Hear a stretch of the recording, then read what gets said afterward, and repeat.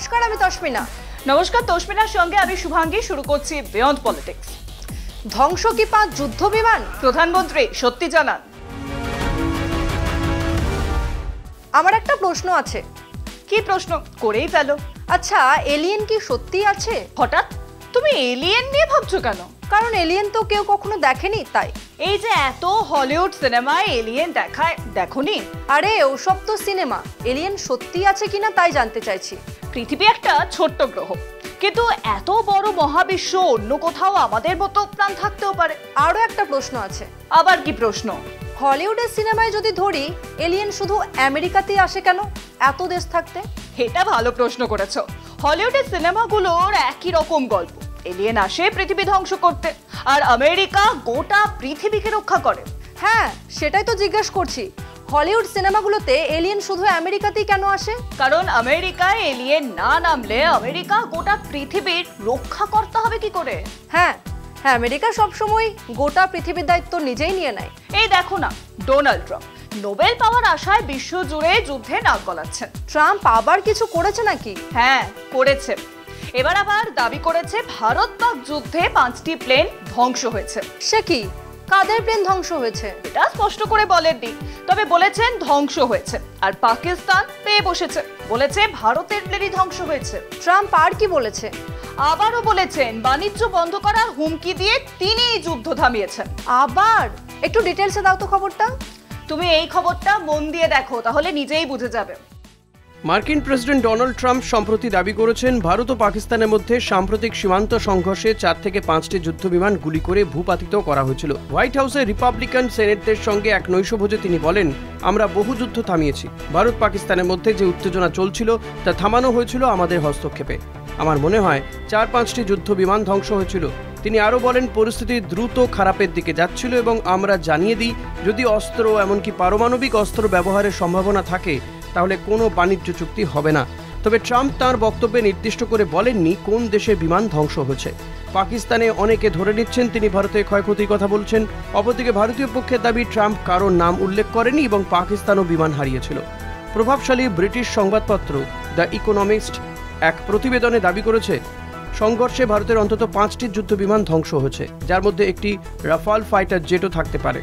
নাম প্রকাশে অনিচ্ছুক বিদেশি সামরিক সূত্রে বরাতের প্রতিবেদনে বলা হয়েছে, ভারত প্রথমে সীমিত পাল্টা আক্রমণের কৌশল নেয় এবং পাকিস্তানের সামরিক স্থাপনায় আঘাত না করে শুধু জঙ্গি ঘাঁটি টার্গেট করে। জাকার্তায় অনুষ্ঠিত এক সামরিক সেমিনারে ডিফেন্স অ্যাটাশে ক্যাপ্টেন শিবকুমারও জানিয়েছিলেন, প্রথম দিনে আমাদের রাজনৈতিক নেতৃত্ব নির্দেশ দিয়েছিল যেন আমরা কেবল জঙ্গি ঘাঁটিগুলো লক্ষ্য করি, পাকিস্তানের প্রতিরক্ষা ব্যবস্থায় আঘাত না করি। এর ফলেই কিছু বিমান হারাতে হয়। পরে আমরা কৌশল পরিবর্তন করি এবং সামরিক ঘাঁটি লক্ষ্য করে হামলা চালাই।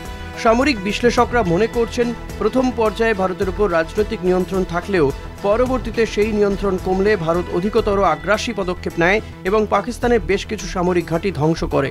ট্রাম্প তাঁর বক্তব্যে সংঘর্ষে পারমাণবিক অস্ত্র ব্যবহারের সম্ভাবনা থাকার কথা বললেও অধিকাংশ বিশ্লেষক মনে করছেন এই সংঘর্ষ কখনোই পারমাণবিক সীমার কাছাকাছিও যায়নি। ভারত সরকারের পক্ষ থেকেও ট্রাম্পের বাণিজ্য চুক্তির মাধ্যমে যুদ্ধ থামানোর দাবিকেও অস্বীকার করা হয়েছে। বিশ্লেষকদের মতে প্রেসিডেন্ট ট্রাম্পের এই মন্তব্য ভারতের অভ্যন্তরীণ ও আন্তর্জাতিক ভাবমূর্তির উপর প্রভাব ফেলতে পারে।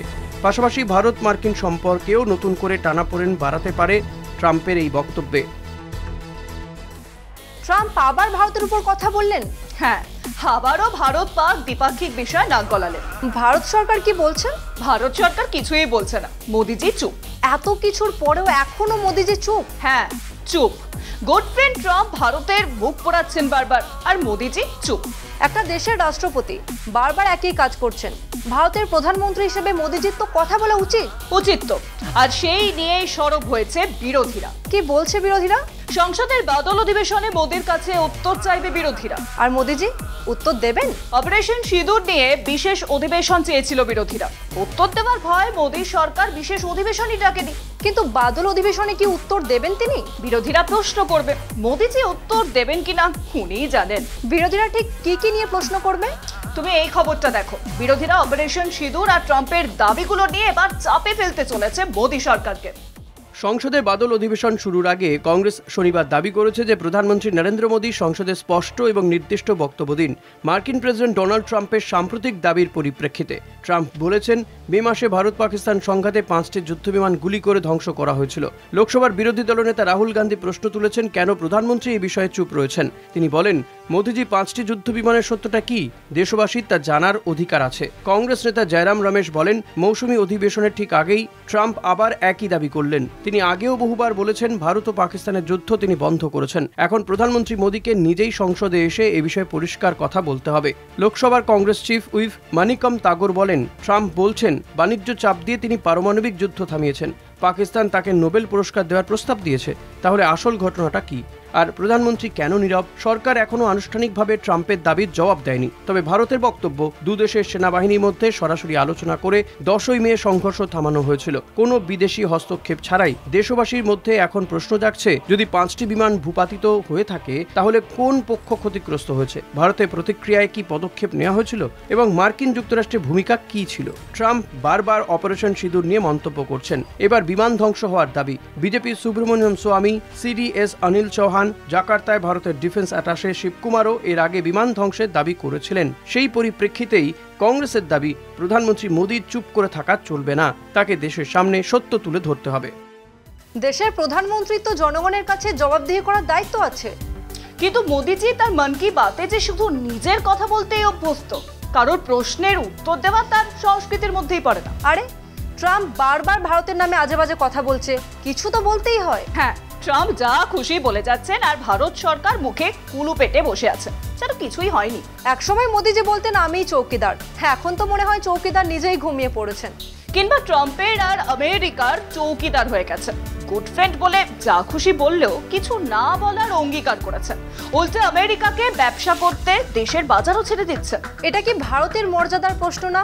একটা রাষ্ট্রপতি বারবার আমাদের নিয়ে মিথ্যে দাবি করছে আর আমরা মাথা নিচু করে বসে আছি। আর এই কারণেই বিরোধীরা সংসদে সরব হতে চাইছে, কারণ সরকার নীরবতায় নিজেদের দুর্বলতা ঢাকছে। এভাবে চুপ থাকলে তো আন্তর্জাতিক মঞ্চে ভারত হাসির খোরাক হয়ে যাবে। এই যে ট্রাম্প বারবার কিছু না কিছু বলেই যাচ্ছে, মোদিজির তো উচিত ছিল একবার কড়া বিবৃতি দেওয়া। হ্যাঁ, অন্তত দেশের সম্মান রক্ষা করার জন্য তো কিছু তো বলা উচিত ছিল। কিন্তু মোদিজি বিশ্বাস করেন চুপ থাকাটাই পরম কূটনীতি। ভালো লাগে না বাপু, চলো শেষ করি। তাই বিয়ন্ড পলিটিক্স আজকের মতো এই পর্যন্তই। দেখতে থাকুন কলকাতা টিভি রাত দিন 7 দিন।